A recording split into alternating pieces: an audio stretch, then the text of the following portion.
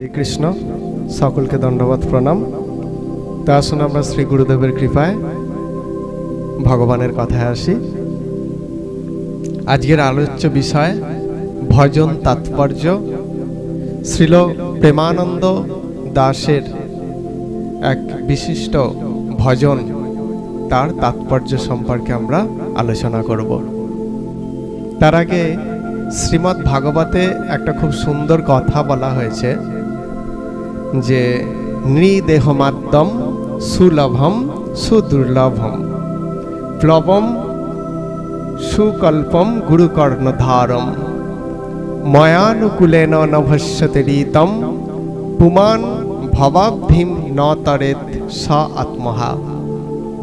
অর্থাৎ আমরা যে এই নৃদেহ অর্থাৎ মনুষ্য দেহ প্রাপ্ত হয়েছি, এটাকে একটা নৌকার সঙ্গে তুলনা করা হচ্ছে। এই যেই নৌকাটাকে সুদুর্লভ বলা হচ্ছে, অর্থাৎ এই মনুষ্য দেহটাকে সুদুর্লভ বা মনুষ্য জন্মটাকে সুদুর্লভ বলা হচ্ছে। এর দ্বারা কি করতে হয়?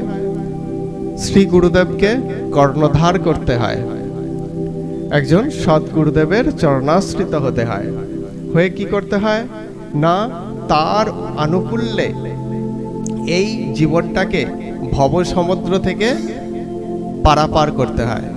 ভব সমুদ্রে যিনি এটা না করেন তিনিই হচ্ছেন আত্মঘাতী। ভাগবত বলছে, হ্যাঁ, তিনিই হচ্ছেন আত্মঘাতী। অর্থাৎ এই মনুষ্য জন্ম প্রাপ্ত হয়েও যিনি এই জন্মের সার্থকতা না বুঝে নিজের মতো করে জীবন ধারণ করেন বা জীবন যাপন করেন হরিভজন না করে, তাকেই এখানে আত্মঘাতী বলা হচ্ছে। তো এই প্রার্থনায় সেই জন্য বলা হচ্ছে যে এ মন কি লাগি আইলি ভবে। নিজের মনকে প্রশ্ন করেছেন, তুমি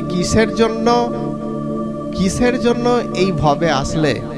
একবার ভেবে দেখেছো? আমরা খাবো দাবো ঘুমাবো, সংসারের ক্লেশ ভোগ করব, একটু সুখ ভোগ করব, ব্যাস এই হচ্ছে জীবন? কি নাকি এর বাইরেও কিছু একটা আছে? সেই কথা কিন্তু এখানে নিজের মনকে প্রশ্ন করা উচিত যে এ মন কি লাগি আইলি ভবে, এই ভবে কিসের জন্য আসলি? তোর উদ্দেশ্যটা কি? একবার ভেবে দেখেছিস? এটা মনকে জিজ্ঞাসা করছেন। এমনও জনমে হরি না ভজিলি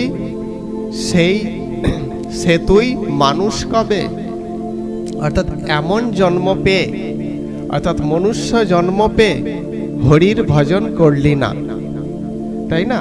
কারণ কি, মনুষ্য জন্মটা হরি ভজনের জন্য একটা অনুকূল জন্ম।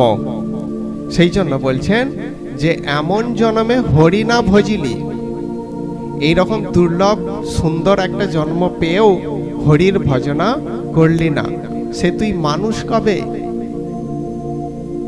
আমরা কি করে মানুষ হলাম? মানুষ কি শুধুমাত্র হাতে পায়ে বিচার হয়? মানুষ চেতনায় বিচার হয়। আমরা যদি ভগবত ভজন করি তবেই কিন্তু আমরা প্রকৃতপক্ষে মানুষ। কেন? মানুষের একটা বৈশিষ্ট্য হচ্ছে কৃতজ্ঞতা স্বীকার, কৃতজ্ঞ হওয়া। ঈশ্বর আমাদের জন্য কত কিছু আয়োজন করেছেন, আমাদের সুখের জন্য কত কিছু রচনা করেছেন, কিন্তু তার প্রতি যদি কৃতজ্ঞতা না দেখাই, যদি তাকে ভুলে যাই, তাহলে এটা তো মানুষের পরিচয় নয়। সেই জন্য কি বলা হচ্ছে যে তুই মানুষ কবে হলি ঈশ্বরের ভজন না করে? অর্থাৎ এই কথাটা শুনে হয়তো অনেকে খারাপ ভাববেন যে যারা হরি ভজন করে না বা ঈশ্বরের আরাধনা করেন না তারা সব অমানুষ। এখানে অমানুষ কি মানুষ সেই বিচার পরে, কিন্তু মানুষের যে একটা বিশেষ বৈশিষ্ট্য কৃতজ্ঞতা স্বীকার, সেই কৃতজ্ঞতা স্বীকার হলো কোথায়? হরি ভজন বলতে ঈশ্বরের প্রতি আনুগত্য প্রকাশ, ঈশ্বরের প্রতি কৃতজ্ঞতা বোধটা প্রকাশ করা, যে তুমি আমার জন্য কত কিছু করেছো, কত আয়োজন করেছো, কত রচনা করেছো আমার সুখের জন্য। সেই কারণে তোমার কাছে আমি প্রণত, তোমার শ্রীচরণে আমি প্রণতি নিবেদন করি। এই কৃতজ্ঞতা বোধ যদি না থাকে তো আমরা মানুষ হলাম কি করে? সেই জন্য বলছেন মানুষ আকার হইলে কি হয়, করহ ভূতের কাম। অর্থাৎ মানুষের আকার হলেই তাকে মানুষ বলা হয় না। আমরা কি করছি? ভূতের কাম করছি, অর্থাৎ ভূতের কাজ করছি, অর্থাৎ ভূতের বোঝা বয়ে যাচ্ছি, তাই না? আমরা সংসারে ভূতের বোঝা বয়ে যাচ্ছি। হ্যাঁ, আমরা সংসার থেকে চলে গেলে কেউ আর মনে রাখবে না, তাই না? আমরা মনে রেখেছি আমাদের দাদু, তার বাবাকে মনে রেখেছি আমরা, প্রতিদিন আমরা মনে রাখি তাদেরকে স্মরণ করি, করি না, অথচ তাদের রেখে যাওয়া সম্পত্তি আমরা ভোগ করি। তাহলে এইগুলো তারা কি করে গেছেন এতদিন? তারা সব ভূতের বোঝা বয়ে গেছেন। আমরা তাদের সম্পত্তি ভোগ করছি, তাদের রেখে যাওয়া জিনিসগুলো, সব সম্পদগুলো ভোগ করছি, কিন্তু তাদেরকে আমরা কোনোদিনও মনে রাখি না, তাদের উদ্দেশ্যে কোনোদিনও জল প্রদান করি না, ভগবত প্রসাদ নিবেদন করি না। তাহলে এটাই বলছে যে আমরা মানুষ হয়ে জন্মেছি কিন্তু ভূতের কাজ করে চলেছি। হ্যাঁ, এরপর বলছে নহিলে বদনে কেন না বলহ শ্রীকৃষ্ণ গোবিন্দ নাম। অর্থাৎ মানুষ আকার হইলে কি হয়? করহ ভূতের কাম। নহিলে বদনে কেন না বলহ শ্রীকৃষ্ণ গোবিন্দ নাম। তুমি ভূতের বোঝা বয়ে চলেছ, ভূতের কাজ করছো, সেই কারণেই তো তুমি শ্রীকৃষ্ণ গোবিন্দ আদি নামগুলো তুমি বলতে পারছো না। কারণ এই নামের মধ্যেই ভগবান সর্বশক্তি প্রদান করেছেন। এই জন্ম মৃত্যু জরা ব্যাধির চক্র থেকে মুক্তি লাভের একটাই উপায়, সেটা হচ্ছে কি? অপরাধ শূন্য হয়ে লহ কৃষ্ণ নাম। অপরাধগুলো থেকে নিজেকে দূরে রেখে শ্রীকৃষ্ণ গোবিন্দ নাম করা। ভগবানের নাম করার অর্থ তার প্রতি কৃতজ্ঞতা প্রকাশ করা, কৃতজ্ঞতা প্রকাশ করা। তো আমরা ভূতের কর্ম করেছি, মনুষ্য দেহ প্রাপ্ত হয়েও ভূতের কাজ করে চলেছি, সেই জন্য আমাদের জীবনটা কতই না বৃথা।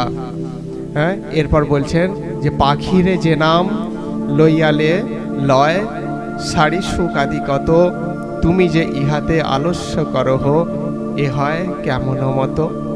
অর্থাৎ পাখিকেও যদি নাম বলানো শেখানো যায়, টিয়া পাখি আদি অনেক পাখি আছে, তাদেরকে যা শেখায় তাই শেখে, তাদেরকেও যদি নাম বলানো যায় তারাও বলে নাম।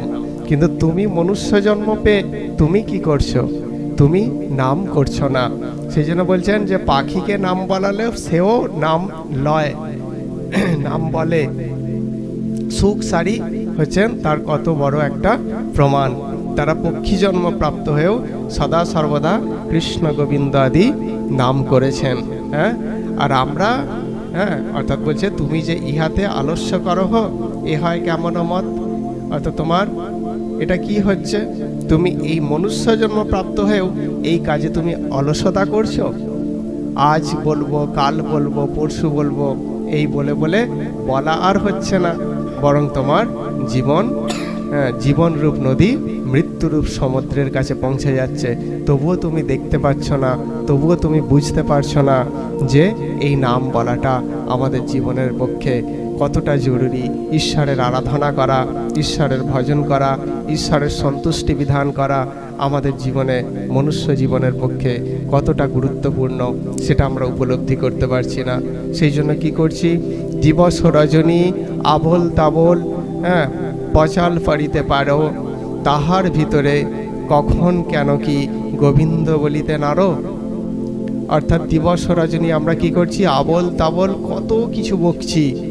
সারা দিনে যদি আমরা হিসাব করি, সারা দিনে আমরা কত কথা বলছি, তাই না?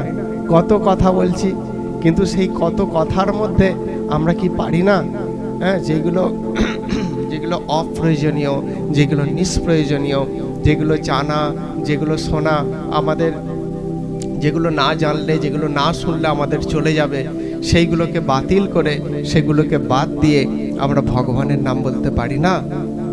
ভগবানের নাম বলা মানে আত্মমঙ্গল, জগৎ মঙ্গল, আমরা সেটা কি করতে পারি না? ভজিব বলিয়ে কহিয়া আইলি, ভুলিলি কি সুখ পাইয়ে, বুঝিনু আবার সমননগরে নরকে মজিবি যাইয়ে। অর্থাৎ ভজিবি বলিয়া এখানে আসলি, অর্থাৎ আমরা প্রত্যেকেই মাতৃগর্ভে কথা দিয়ে এসেছি যে আমরা এই জগতে এসে জন্মগ্রহণ করে আমরা ভগবানের ভজন করব। কিন্তু কি সুখের কারণে, কি সুখ আমরা এই সংসারে পেলাম যে সেই সুখের কারণে আমরা সেই হরিকে ভুলে গেলাম। হরির ভজন আর করতে পারলাম না। সেই জন্য বলছে যে ভুলিলি কি সুখ পাইয়ে, অর্থাৎ তাকে ভুলে গেলি কি সুখ পেয়ে।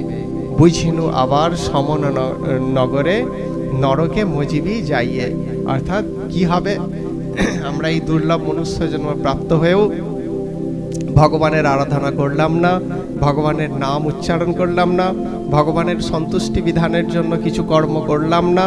তার ফলে কি হবে, আমাদের মনুষ্য জন্মটাই ব্যর্থ। আমরা জানো সেই ভাগবতের কথা অনুসারে আত্মঘাতী হয়ে গেলাম। আর আত্মঘাতীর শাস্তি কি না, নরকে তাকে যেতে হয়, নরক যন্ত্রণা ভোগ করার জন্য। সেই জন্য কি বলছেন, আবার বুঝি তোকে যেতে হবে সেই সমন নগরে, অর্থাৎ যমের বাড়িতে, অর্থাৎ যমালয়ে কষ্ট ভোগ করার জন্য যেতে হবে। সেই জন্য কি করতে হবে, বদন ভরিয়া হরি বল যদি ক্ষতি না হইবে তাই, কহে প্রেমানন্দ তবে যে নিতান্ত এরাবে কৃতান্ত দায়।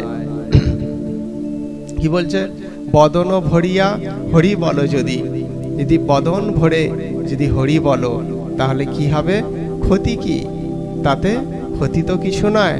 তুমি বদন ভরে হরি নাম বলো, বরং এর দ্বারা তোমার পরম মঙ্গল সাধিত হবে। সেই জন্য এতে কোনো ক্ষতি নেই। তাই কহে প্রেমানন্দ তবে যে নিতান্ত এরাবে কৃতান্ত দায়, এই দায় তুমি এড়াতে পারবে। হ্যাঁ, জীবনের যে দায়, অর্থাৎ কি আমাদের দায় না, আমাদের নিজেদেরকে এই জন্ম মৃত্যু জরা ব্যাধির চক্র থেকে মুক্ত করা, এটা আমাদের একটা বড় দায়। হ্যাঁ, এই দায় থেকে কি করতে হবে, আমাদেরকে মুক্ত করতে হবে, অর্থাৎ দায় সারতে হবে আমাদের। আমার জীবন আমাকেই ভাবতে হবে। হ্যাঁ, আমার জীবন আমাকেই, আমার যে জন্ম মৃত্যু জরা ব্যাধির যে চক্রে আমি যে ঘুরছি, এখান থেকে মুক্তি নিজেই নিজেকে দিতে হবে। কি করে না, ঈশ্বরের ভজন করে, তার প্রীতিবিধানের জন্য কর্ম করে, তার সন্তুষ্টি বিধান করে, তার দেখানো পথ অনুসরণ করে আমরা এই দায় সারতে পারি। সেই জন্য প্রেমানন্দ দাস ইনি এই ভজনের মধ্য দিয়ে আমাদেরকে এক মহৎ বা গুরুত্বপূর্ণ শিক্ষা প্রদান করছেন। হরে কৃষ্ণ, সকলকে ধন্যবাদ, প্রণাম।